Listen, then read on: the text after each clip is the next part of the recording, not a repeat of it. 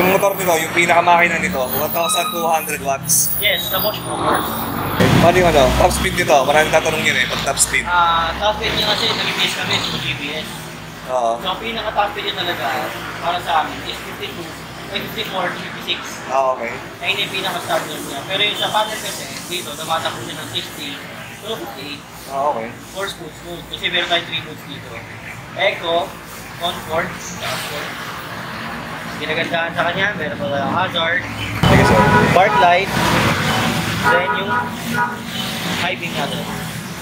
Meron pa yung high and low natin. High and low. Ito yung signal light.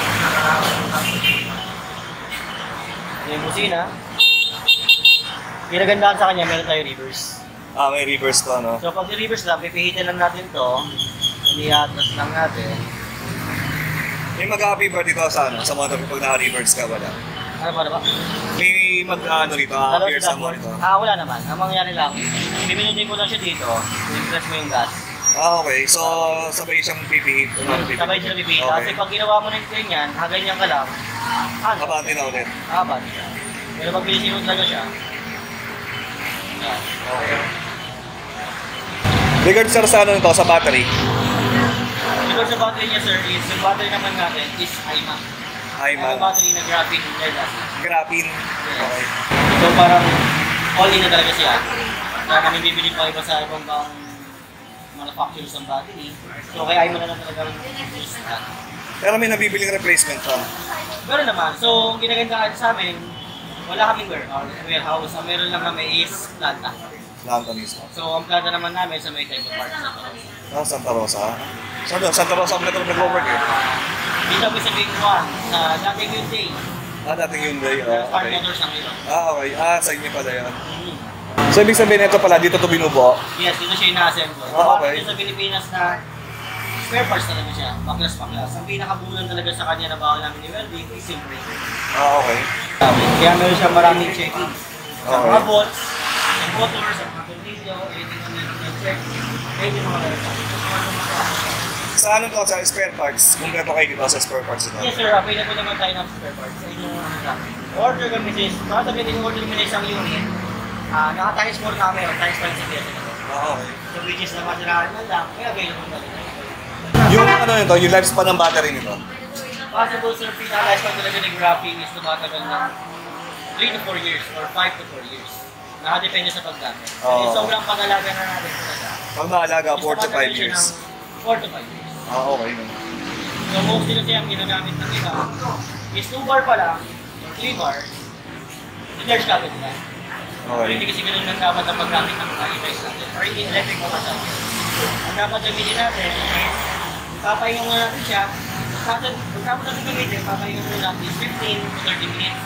Then after nun, doon natin siya i-charge. Kasi kailangan natin palamigin yung battery. Okay, mag-cool down muna. Okay. Yung charging niya, ilang oras? Ginaganda natin sa kanya is smart charger. Smart charger. So, halimbawa kung 0, o palagay na nga 3 bars, 4 bars. I don't know, 25 bars yan. Kung 1 bar ang matitira, so ilang oras niya bago ma-full charge? Possible yun sir, 6 hours. 6 hours.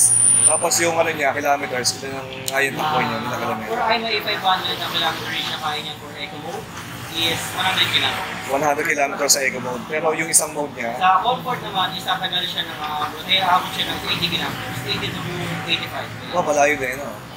Tapos sa Sports Mode naman is maabot siya ng 75 kilometers. Pero yung ano, yung sports niya, tsaka yung kanyang comfort, magkaiba ba ng takbo yun, ng bilis? Magkaiba. So ito ang signal guide na. For Eco, tumatakbo siya is 35. Sa Eco, 35 lang. For Comfort, Comfort, 51, 52, okay. for Sports Mode, Sports mode. Okay. Update. Ang kinagandahan sa kanya sir, if yan, sample, mag-free wheel tayo, may lumalabas dito. Okay. So, ito ko sir, pag naka-free wheel tayo, para tayo merong engine brake.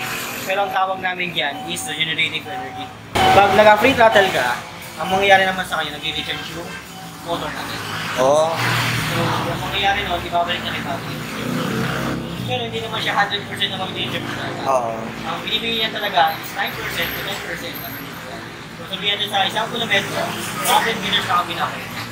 Kasi hindi natin kailangan na i-recharge talaga ng 100% yung motor natin gawa ng mag-function naman.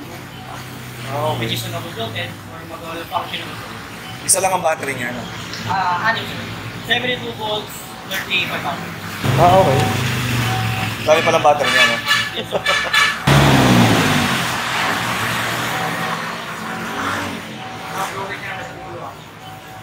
Madami palang battery nito. Yan. Yun naman yung pinaka-load niya. Yung pinaka-main fuse niya. Main fuse, breaker, alarm module. Meron siyang alarm. Yes. Pero parang nagbibuild na siya na parang easy. Kasi meron tayong parang rules or tracking control na nangyayari is pag sticky road or maulan, narinig niya yung kalsada kasi. So pag may sticky road, maulan, yung ginagawa niya, kahit naka-sports siya, automatic na mag-adjust yung release niya. So dumanas na talaga sa pinaka-lahat. Lalo na pagkahon, pinamanas na rin yung power ng controller, yung power ng battery. Nakita niyo naman lahat ng details, sir. Hindi siya yung sabog-sabog yung wirings. Oo, okay naman siya. Ang kinagandahan sa kanya, sir, kung siya release doon sa LTO, meron na tayong engine number or brake number or chassis number. Okay. Tapos meron din tayong engine number or motor number. Ano yun? Pwedeng sa inyo na rin magpa-rehistro? Yes, sir. Ano, additional pa yun doon sa 55,500? Yung rehistro? Yes, additional. Additional yan. More or less magkano yung mas mostly disabled, baka maging promo namin. Possible yun. Possible. Maganda yun. Alam mo to sir, kapag naka-side stand, mag-off yung engine? Hindi naman, sir. Hindi. Hindi siya naka... Talagang, stand lang siya, no?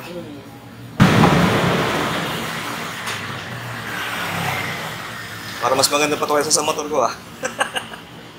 Ito ay... okay. Para sa angkas. Angkasan.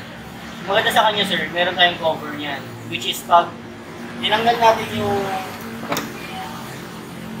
Pag tinanggal natin yung angkasan, ay mo na, wala kang angkas. Pwede mo tanggalin yan? Pwede mo tanggalin, and kabit mo. Ito. Okay. Cover naman. Maganda, no? Tapos, meron din siyang armrest. Armrest. So ito, tumili mo siya dyan, no? Yeah. Nice, ah. Tapos ito, may piso siya dito.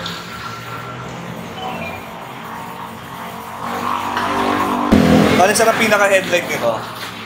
Ito na. Okay. Yun yung high. Ay, high yan.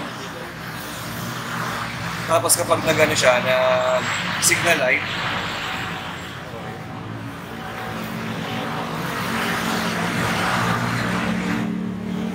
may hazard, yung hazard niya.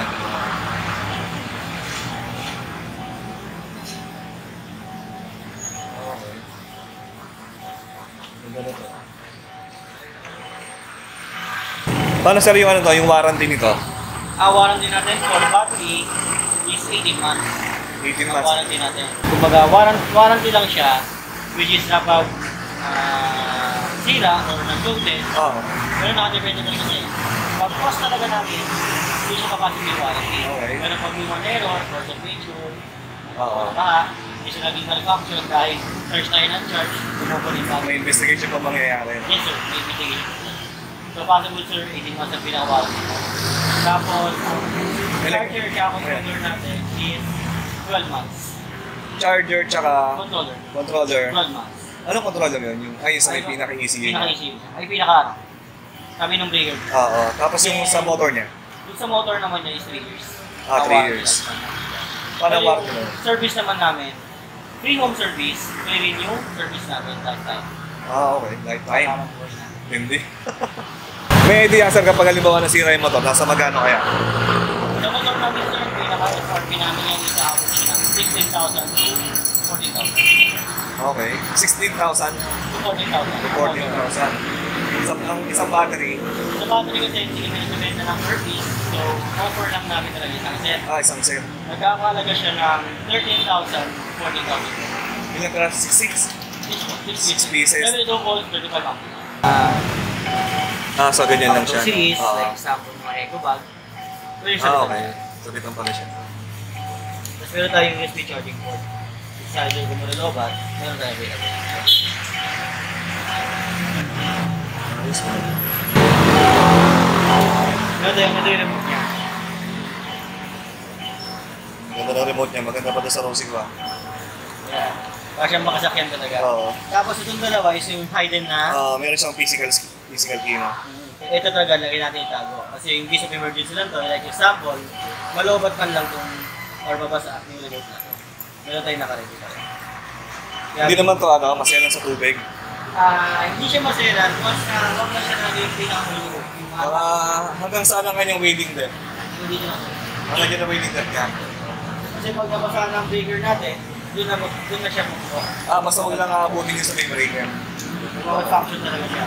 So, kinagata naman sa kanya, kung nag-function ng breaker, like example, magkakuha ang mismong motor, ang puputok na mismo talaga, breaker. Okay. Yung tuloy may sira, yung motor di man ito. Mag-reset lang naman yun, di ba? Sa breaker. Para magkakataon siya ng power.